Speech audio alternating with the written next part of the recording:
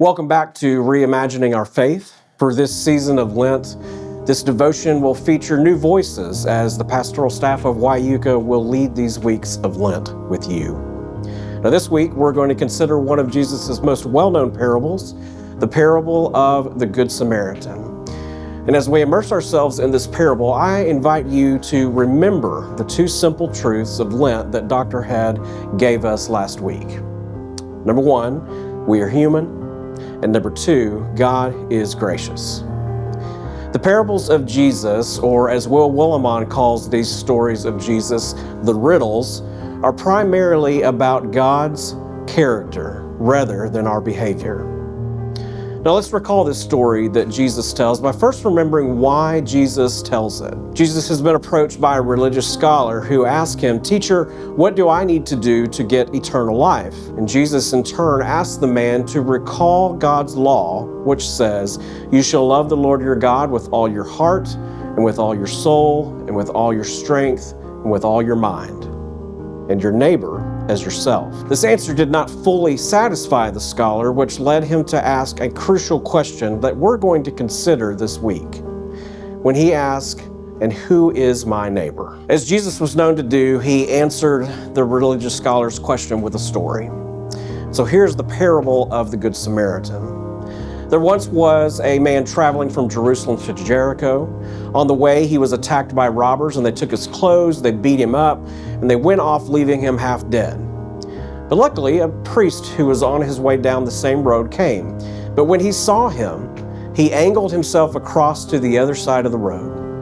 And then a Levite came shortly after, a religious man who showed up, and he also avoided the injured man. A few minutes later, a Samaritan traveling this very same road came upon him, and when he saw the man's condition, his heart went out to him. And he gave him first aid, disinfecting and bandaging his wounds.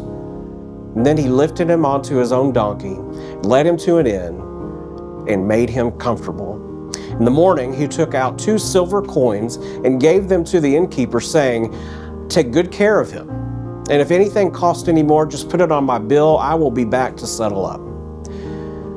Jesus then, after telling the story, looked at the religious scholar and said, "What do you think?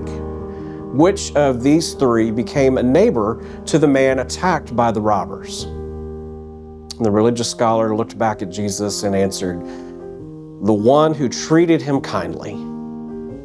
So Jesus responds, "Go and do the same." The religious scholar's question is asked repeatedly throughout time.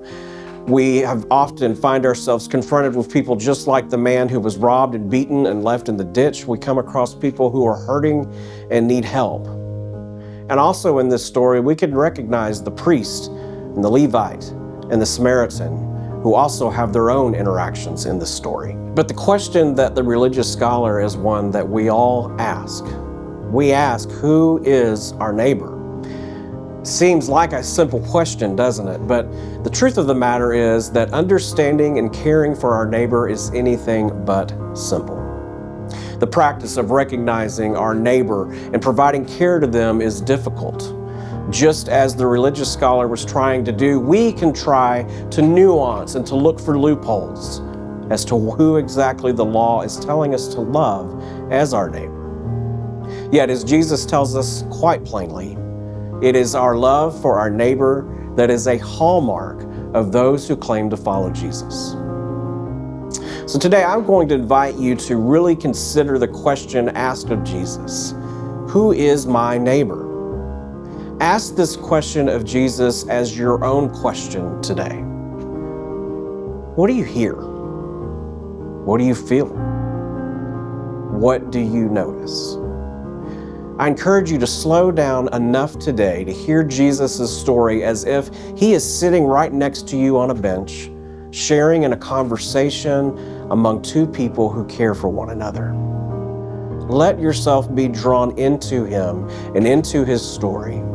Give yourself permission to let go, to imagine, and to listen for how Jesus is answering your question.